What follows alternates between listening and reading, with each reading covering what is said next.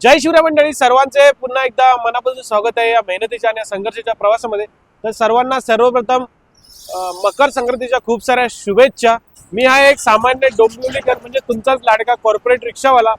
तर आज मी आहे प्रभाग क्रमांक 30 क मध्ये। या संपूर्ण प्रचारादरम्यान मतदारांमध्ये भरपूर मोठा संभ्रम निर्माण झाला आहे, म्हणूनच आजचा व्हिडिओ खूप महत्त्वाचा असणार आहे। तर मंडळी, मी तुम्हाला सांगणार आहे ईव्हीएम मशीन म्हणजे डमी मशीनद्वारे मतदान कसं करायचं।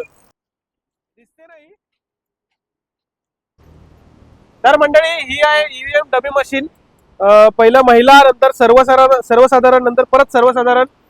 तर ह्याच्यामध्ये 2 नंबरला महाराष्ट्र नवनिर्माण सेनेचे अधिकृत उमेदवार योगेश दादा पाटील म्हणजे योगेश रोहिदास पाटील यांना रेल्वे इंजिन चिन्ह समोरील बटन दाबून प्रचंड बहुमताने विजयी करा।